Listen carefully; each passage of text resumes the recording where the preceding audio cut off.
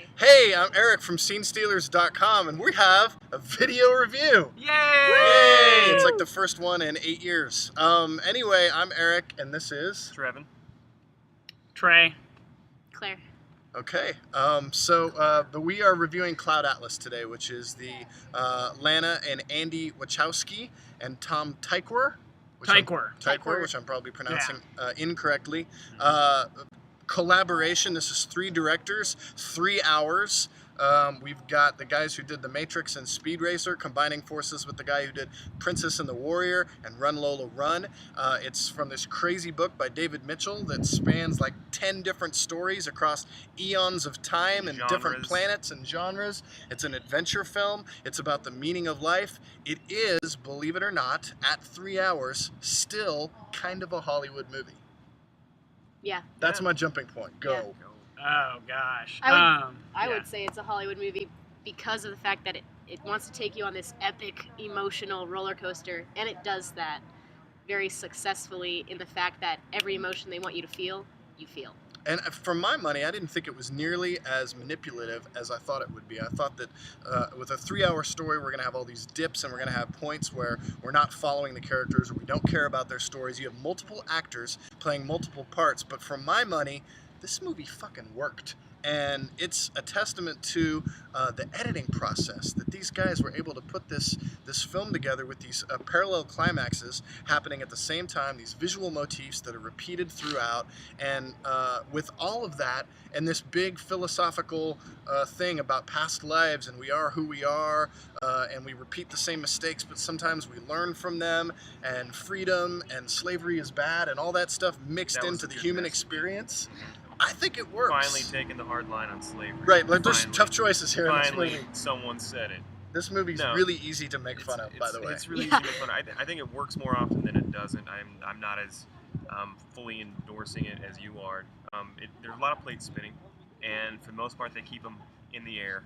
But it suffers at times. It does dip. I think it does dip at times. Oh, really? And I think that there are some emotional payoffs that don't really work. And I think there are some storylines that don't really work. And simultaneously some of the best makeup and worst makeup I've ever seen. And just a bunch of different genres, a bunch of different things happening, a bunch of people walking behind me. It all happens. I just am glad that people are still able to make really expensive movies like this with ideas and something that is outside of the norm and adventurous. And I believe that at this point, we're going to turn it over to Trey, who's going to shit all over this movie. Yeah, I'll be the dissenting Am I right? voice. We haven't talked, but I just have a feeling. No. I'll be the dissenting Trey voice. and I have the same voice. No, I think Claire Claire liked it more than I did. And she and you make a case for it. I mean, it is a big, epic film. I think it's way more manipulative than you have stated. So I think it is overtly manipulating us. But I still think that your assessment of it is largely correct. But correct? I mean, it is. I don't agree with it. Yeah. No. But here, the thing the most dismissing thing ever. No. I'm not dismissing it because it's like you are right, and there are things that somebody could go and have fun with it. I just think that there's a lot about it. It's basically, to me, the Wachowskis, when they're at their worst, they're too fixated on the philosophy that they've read, the theory that they've been reading, the stuff that they want to say, and they're too fixated on making the point. Which in the last 2 Matrix movies, I thought they did a poor job of. Right. It was too heavy-handed, and it really amounted to not that much. But, I mean, with this, and with, I'm really going to have to spoil some things in order to be able to make my points. Can I not? Not really. All right, well, I think that I'll talk about it for a second, but I do think that it's overly crafted, it's overly constructed, and it does weave itself sort of together. But you've got I think you have to get it more credit than that. You've got 6 stories, and you could have had 3 easily, and you could have had 3 very well developed, where the characters are multifaceted. Because that's the thing is that But then you don't have a fucking epic. Yeah, you do. No. 3 then you films just have, woven That's the into fountain. one. The fountain's 3 stories. It's one Well, story. but that's the other thing is that I think this took from The Fountain. It definitely takes from, sort of all of the normal sort of hero's journey films. It definitely, Lana obviously is reading lots of Cyborg Manifesto. I mean, having just gone through her own transformation. I mean, there's a lot of theory here, and it's all like boiled down to this kind of like bland, acceptable level. How much of that is them, and how much of that is the source material? I mean, Oh no, it's them because they're not making it difficult. They're Have you read the making book? their point. Did you read the book? I haven't read the book. Oh no, I haven't read this book. Yeah. But Right, well, that's I'm what not I'm saying talking is about that the the book. whole- I'm the whole talking book- about the. No, I know, but it's still if they're pulling from the book, if they're pulling genre cues, and if they're trying to fit as many of the plot lines from the book into this film, I don't really think you could fault it for including Oh, the number of sure you storylines can. that it You can includes. take And, you can take flawed if source they're material and trying make an to- incredible film. And what Okay, they've done, here's- staying true to flawed source material is still a So mistake. here's something that's really interesting that I'm picking out of this whole conversation is that the worry going into this film and all of the stuff that I was reading about it said with all of these stories going on and all these actors playing multiple roles and all this crazy makeup and time sequences, out of time sequences, would people be able to understand it? And I think that the point that all four of us are saying right now is that yes, Yeah. it's Yeah. very Yeah. easy You to can. understand. and that's actually. its greatest accomplishment to me. Yeah. It- And, it's and very so, like, easy I to give it. I understand, mean, yeah. I would have to give it I'd give it a solid rock fist up just based on on ambition alone and the fact that it does tell a cogent story that works more often than it doesn't. That to me, considering the size of the story, makes it totally worth it. I would spoil stuff if I wanted to go into the specific details. Hugo Weaving makes an incredible great gazoo to Tom Hanks's Fred Flintstone. So that's incredible. And Hugo Weaving throughout is a singular and flat character. But he's always that character. He is always a flat eyebrows. character. I just And saw him that in a is- really great movie called Last Ride where he carries the entire Yeah. film as this flawed And father that's figure, and it's awesome to see him stretch. But he is the villain in this movie. He's the villain, and he's and also he's the a- victim of the worst makeup jobs. But he is a flat villain. He is not a multifaceted. We don't care about him. He is just the bad guy. I guess And he's not even like an interesting Iago-ish bad guy, where it's like, he's just evil because it is his very nature, and that is explored. He is always the hitman, the nameless hitman, the guy off to the side, the one, and to boil it down in the end to kind of make him this, almost demonic figure.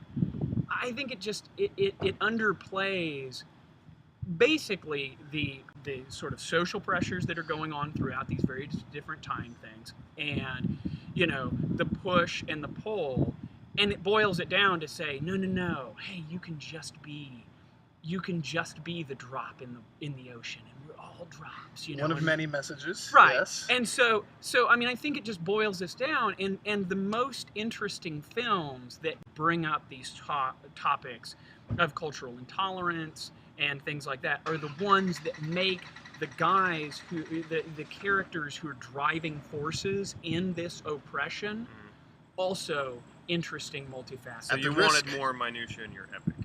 At the risk of making this a 20-minute review, I will say that you did mention it was the hero's journey earlier. There are parts of and no, I think there's a lot of that. There's in a lot there. of that, but and guess what? you've got Hugo 6 Weaving's not the stories. hero, so maybe Right. we're not. They had to draw the line somewhere.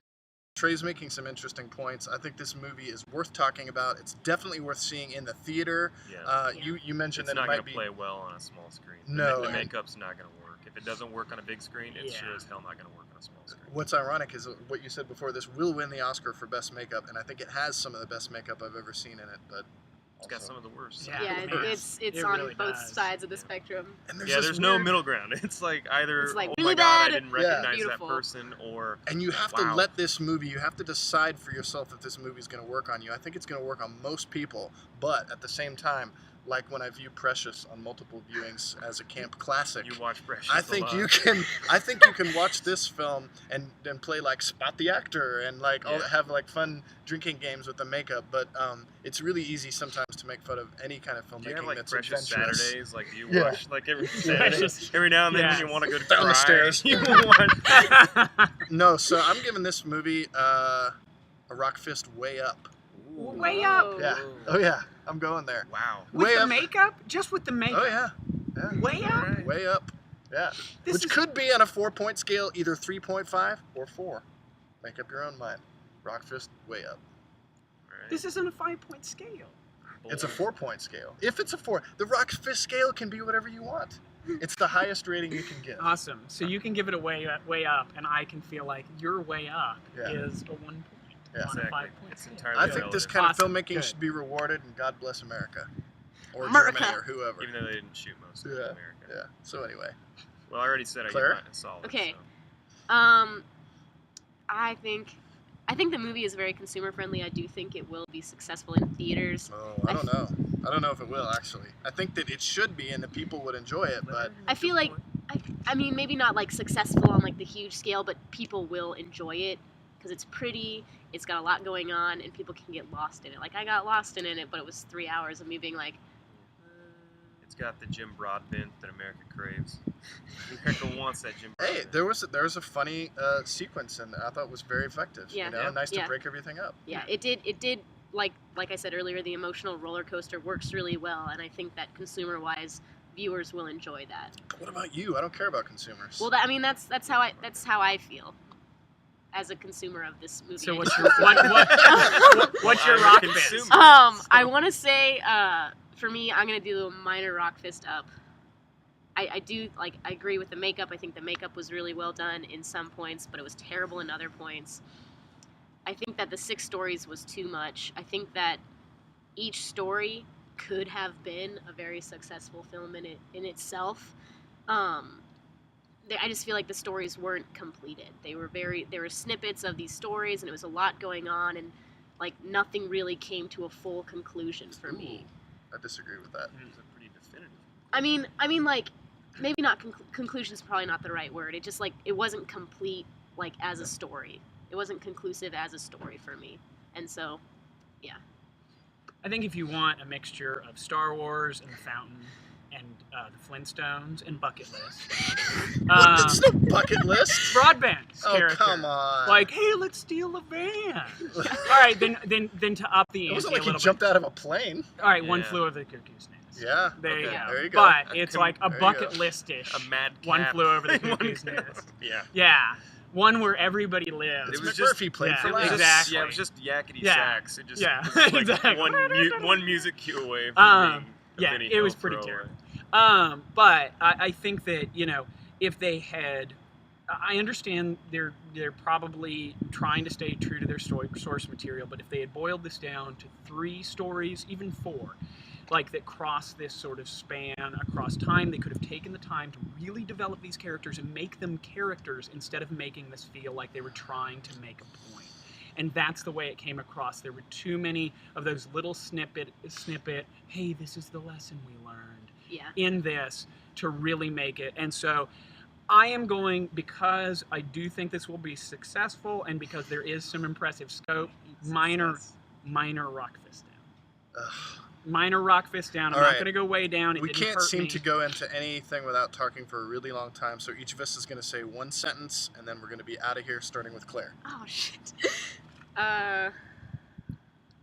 Yep. Okay. All right, just my snippet is over-constructed, overlong, does stuff okay, nothing really well. It should be rewarded for its ambition. It should be rewarded because it succeeds in its ambition, and this kind of storytelling should be applauded, and this kind of taking chances, and it shouldn't have worked, and it did. That was 3 sentences instead of 1. I apologize. You can say there were semicolons. There were just all semicolons. semicolons. Run-on sentences. Yeah. Awesome. All right, adios.